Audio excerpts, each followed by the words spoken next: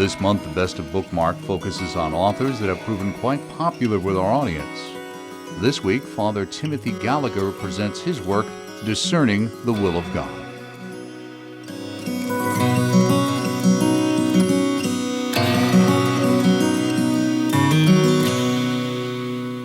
And welcome once again to EWTN's Bookmark. I'm Doug Keck, your host. Our guest author is Father Timothy Gallagher. His book is Discerning the Will of God, an Ignatian Guide to Christian Decision-Making, and it's published by Crossroad Press. And today we're speaking with Father Tim through the magic of television on location from Clearwater, Florida, where he's taping a series for us on this similar topic entitled Living the Discerning Life, the Spiritual Teachings of St. Ignatius of Loyola. Welcome, Father Gallagher, to EWTN's Bookmark. Thanks, Doug. Now we're here to discuss your book, Discerning the Will of God, an Ignatian Guide to Christian Decision-Making. Father, what led you to write this book? In about 30 years now of spiritual direction, retreat work, and over the last 20 years especially, some pretty full-time work teaching discernment, this is the question that more than any else comes up. A person who is faced with a choice, loves the Lord, wants to do God's will, and is not sure, how do I proceed in finding God's will? And not only that, but once I am proceeding using the various spiritual means, how will I really know that I have heard God's will? God doesn't speak audibly to my ears. How will I know that I've really heard His will? And so what I tried to do in this book was to create an instrument that would take what I think is the most practical teaching the Church has ever had on this, and that is the teaching of St. Ignatius in his spiritual exercises, break it down and make it accessible to people who have those questions. So this is a practical book. And I do that the way I've done in the other books. We just look at what St. Ignatius says in his spiritual exercises and then break it open through examples. I, over many months, did many interviews with people who gave me permission to share their experiences of discernment, changing the names obviously and the rest, so that this book is really rooted in the real experience of people like those who I hope will read the book and find it helpful. And how do you hope that it will help people? By putting in their hands a tool that will give them clarity in a space that is very often very confused for them. I want to do God's will, but I really don't know what to do or how to go about finding it. This book, I hope, will give both to the people searching and to their spiritual directors and retreat directors and vocation directors and all the rest, will give them a practical instrument that will help them to move forward in that discernment. Okay, now Father, you divide the book into three parts: preparation for discernment, discernment itself, and the fruits of discernment. Now, why does doing God's will matter? Why is this an important question in a person's life? Why does doing God's will matter? It's the difference between living in confusion, in black and white, or living in color and with a kind of joy and sense of purpose. That's what we're here for. But most deeply, the human heart discovers that and begins to long to do God's will when the human heart discovers that this world is not empty. I'm not alone, kind of by chance here in the world. But there is a Creator who has known me and loved me from eternity, has put me into the world in this place and this time with a very definite mission in my life. I'm thinking as I say this of that famous line from John Henry Newman, that God has created me to do Him some definite service. He has entrusted a task to me which He has given to no one else. I have my mission. And once the human heart realizes that, then the human heart longs to do God's will and therefore longs to discern that will well, so that the human heart knows that it is solidly walking in the way that God intends in life. Now, Father, it seems we face so many choices in life, some small and daily, others of long-ranging significance, such as vocational decisions, career, major decisions for the family, etc. How can we find God's will in so many different kinds of decisions? And what kinds of choices does St. Ignatius have in mind in his teaching? If the choice, that's a big question, by the way, so just very, very rapidly to that. If the choice is between a good thing and an evil thing, obviously God never wants us, His will is never that we choose evil and always that we choose good. And any questions about that are clarified through the teaching of the Catholic Church on any specific issues. We also face choices between the duties of our state in life, our vocation, and other good but optional things. So for example, a mother of several young children and very busy, who has a talent for singing, is asked to lead the singing during Holy Week in her parish. She'd love to do it. It's a wonderful thing, but she knows it would mean that she could not be available to her husband, her children, and the responsibilities of her vocation in the way that she needs. And so she discerns that God's will is to say no in this case. Perhaps there will be other invitations for other tasks in the parish, or at another time when she'll be able to say yes. But this is another way in which we know God's will, the duties of our state of life, the vocation to which God has called us. And then there are the many small daily choices that we face constantly. Should I make this phone call to this family member today to try to ease a tension, or would that be unwise?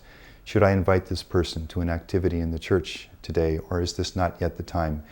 Something as simple as, should I go shopping today or wait till tomorrow? How do I know what God's will is in these many small daily choices? We pray, review the factors, make our best decision, and go forward with peace. And please God, review these kinds of choices and continually learn in them. But what Ignatius is specifically focusing on in the book, and this is the real focus of the book, although the teaching really can apply to many choices. When a person who loves God faces the choice between options, both of which are good, let's say the vocational discernment between marriage and priesthood or religious life, or this career or that career, or should the family remain here or move elsewhere, and choices that the person is free to choose, and choices of some significance, so that they merit a certain process of reflection and prayer and preparation toward discernment. These are the kinds of choices that Ignatius specifically has in mind. And so what attitude of heart do we need in order to discern well in these choices? The attitude of Mary. I am the handmaid of the Lord, let it be done to me according to your word. One of the persons I interview in the book describes a moment of prayer when she finds herself just saying to the Lord, whatever you want, Lord. Ignatius speaks about the point of a balance at equilibrium, ready to go one way or the other, depending on whether the human heart will sense God's call to the one or to the other. So a kind of spiritual availability, a kind of spiritual freedom, which says, whatever you want, Lord. And what spiritual means does St. Ignatius offer toward gaining this attitude of heart? The first key means will always be the Holy Eucharist, because it is Christ himself. When Ignatius himself discerns, his daily Mass is a key part of his discernment. In many of the interviews that I did with people, you'd always find this theme coming back. I started going to daily Mass, or as often as I could during the week, seeking clarity from the Lord. Or people begin to spend time in prayer before the Blessed Sacrament, in adoration. That will always be the key means. If we want clarity, if we want the light of the world to give light in our discernment, then we get close to the light of the world, and that's the Eucharist. And then Ignatius counsels the one who is discerning to pray with the texts that give us the life of Jesus in the Gospels. And that's actually where he invites his retreatant in the exercises to spend most of his or her time. Just day by day, getting to know Jesus in the Gospel, so that the more we drink in the person of Jesus and his choices and his responses and his emphases and what he sees as important or unimportant, the more clarity we're going to have in the specific choice that we face. And then silence. God's voice, as the scripture tells us, is a still small voice. You can't hear it in deafening noise and constant and frenetic activity. People who discern, Ignatius invites to times of silence. If it's possible, those could be retreats or quiet moments in the day when people can pray and reflect and get in touch with what God is doing in their hearts. And then, if it's at all possible, if the choices are significant, especially, some kind of spiritual guidance, some kind of spiritual direction.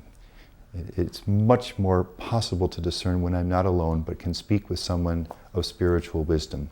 So what you're saying is, once I'm using these means such as prayer, spiritual direction, etc., how will I know that I now have found God's will in this choice? Doug, I think that is the key question, and that's the question that I hear more than any other. Once I'm using these various spiritual means, and my heart is available, how am I going to know that now at this point I have really heard God's answer and I know God's will? And St. Ignatius gives, I think, the clearest answer to that in our Catholic spiritual tradition. It's a threefold answer, and I've summarized these three responses or ways we can hear God's voice as clarity beyond doubting. Sometimes God just makes it so clear that we simply cannot doubt. An attraction of the heart. There is a consistent pull toward one option when my heart feels close to God. And then a preponderance of reasons. When I calmly sit down before the Lord and prayerfully look at all the different factors involved and see where it seems to me the greatest good, or as Ignatius would say, God's greater glory lies, and then know that that's God's will for me. So those three things, a clarity beyond doubting, an attraction of the heart, and a preponderance of reasons. God may respond in any one of those three ways. So, Father, can you explain in a little more detail what Ignatius means when he says clarity beyond doubting? In the book, I describe an experience by a high school senior who has never really thought about religious life, never really been particularly drawn to it, and is concluding a weekend retreat, enters the chapel to make a visit, and as she kneels down is struck with a powerful sense of joy and God's closeness. She calls it like a lightning bolt going through her, and an absolute, unquestionable clarity that God is calling her to religious life. And in point of fact, she entered religious life and never could doubt the absolute clarity given to her in that moment. I also quote an experience of a priest who, in much less dramatic circumstances, simply knew from a very young age, grew up in a good Catholic family, that God was calling him to be a priest. Could not question it, could not doubt it, and at the point of the interview was 37 years, a very fruitful and happy priest. This is one way God sometimes, not always, but sometimes God will give that blessing and that grace. He will just reveal to the person in a way that the person can never doubt that this is the discernment, this is His will. And then how would you describe an attraction of the heart? Well, let's do it again through an example, as I do consistently throughout the book. And this is a college student who is beginning to wonder whether God is calling him to be married, as in point of fact he'd thought for so long, or whether God was calling him in this case to become a Jesuit. And in the back and forth and the uncertainty, he began going to the church at the university and would sit in front of the Sacred Heart altar. And the same experience would repeat. Whenever he found himself considering becoming a Jesuit, there would be what St. Ignatius calls an experience of spiritual consolation, a sense of warmth, a sense of closeness to God, a sense of delight and joy in the Lord. And as often as he would, over the months, would consider the possibility of joining the Jesuits, that warm, happy experience would repeat. And eventually, after this happened enough times, it began to be clear to him that the Lord was speaking to him through this attraction of the heart. That would be one example. In the book, I give many others of those. And obviously, this way of discerning depends on knowing something about discernment of spirits, about which I've written elsewhere. So there's much to learn in this, but that's the basic insight, that if I am attentive to the attractions of my heart, I may see a pattern emerging clearly over time. And now, Father, can you give some examples of a preponderance of reasons?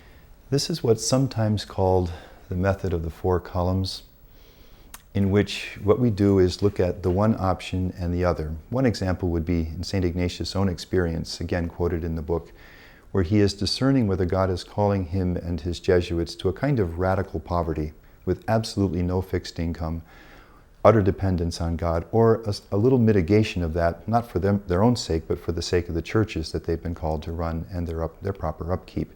So the choice is between a kind of radical and mitigated poverty. And Ignatius sets out lists. And these are the advantages, that is, from the perspective of God's greater glory, which will do greater good in the world to make God known and loved. The advantages and disadvantages of the one option, and the advantages and disadvantages of the other option.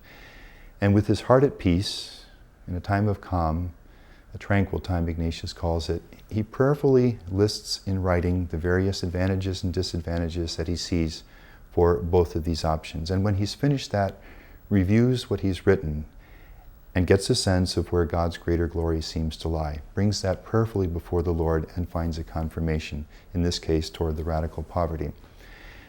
I remember in my own life when the Superior General called me and the Italian provincial, both of us had been provincials in our respective countries for about 10 years, which is a long time to be provincial, and had told us that he wanted both of us to discern whether we felt we should continue or that it was time for someone else to take over that task.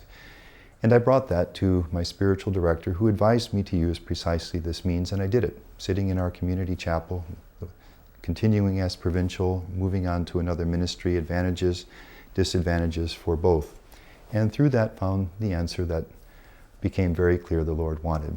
So there are endless examples of this. It's a very helpful means for discerning God's will. Now, Father Gallagher, what happens in a person's life if the person does face such choices with discernment?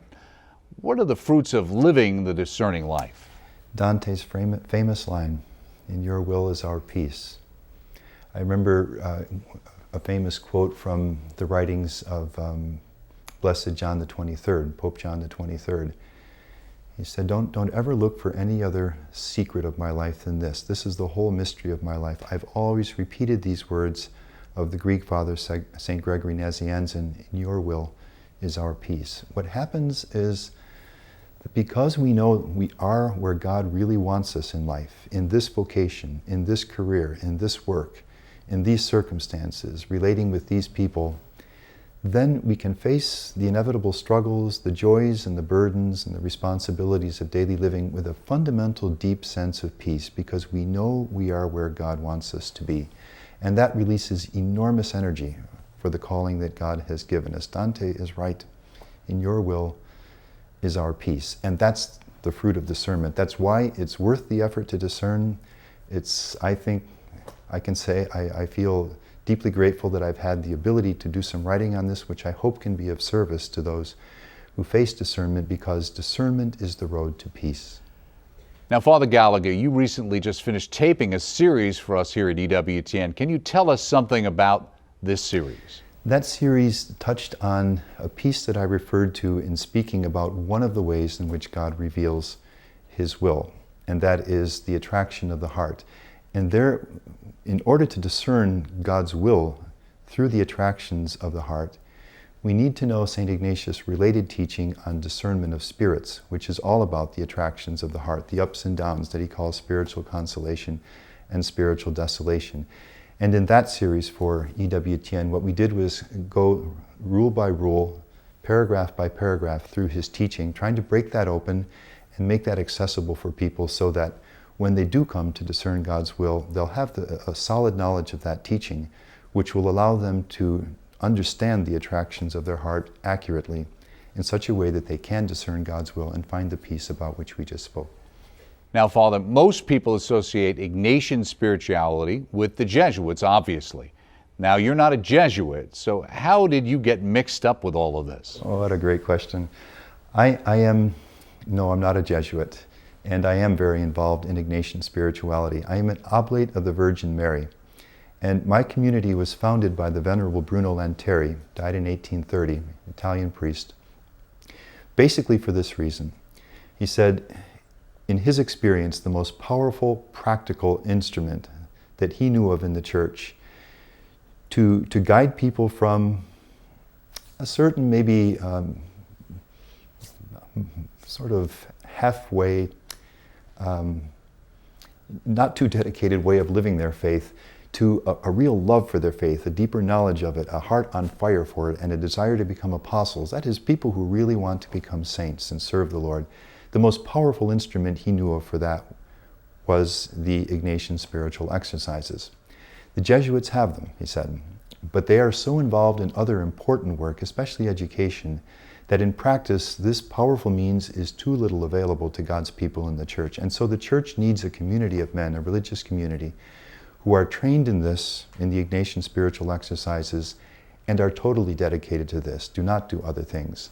And so he founded our community to try to make this instrument increasingly available in the church. So that's how someone who is not a Jesuit and who is an oblate of the Virgin Mary has become so involved in working with Ignatian spirituality. And if I may say it, my own experience tells me that the Venerable Lanteri is absolutely right. You see beautiful things when Ignatian spirituality is broken open for people. You see hope and energy and new life in people's eyes, and life and following of Christ.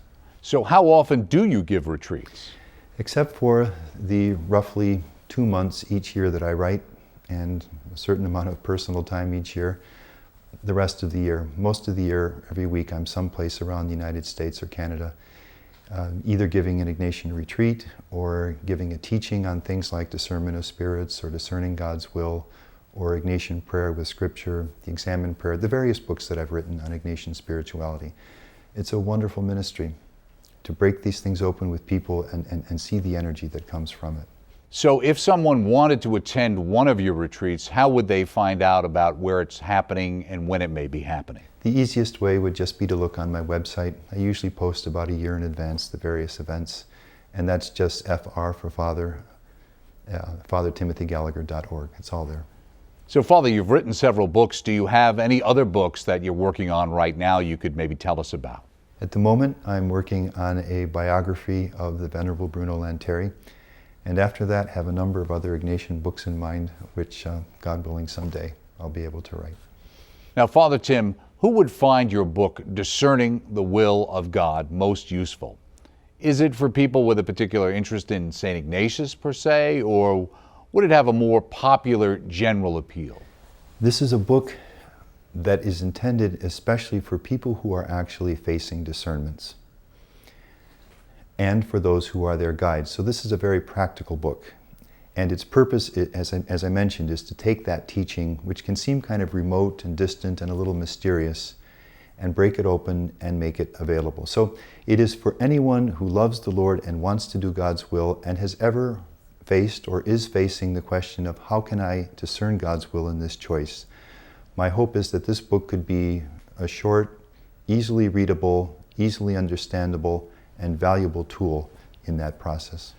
Well, thank you so very much, you. Father Gallagher. We look forward to your upcoming series entitled Living the Discerning Life, the Spiritual Teachings of St. Ignatius of Loyola, to air exclusively here on EWTN down the road. And of course, we've been talking with Father Gallagher about his book, Discerning the Will of God, an Ignatian Guide to Christian Decision Making. And of course, many of Father Gallagher's books are available through our EWTN Religious Catalog. Check them out. Check us out next time right here on EWTN's Bookmark.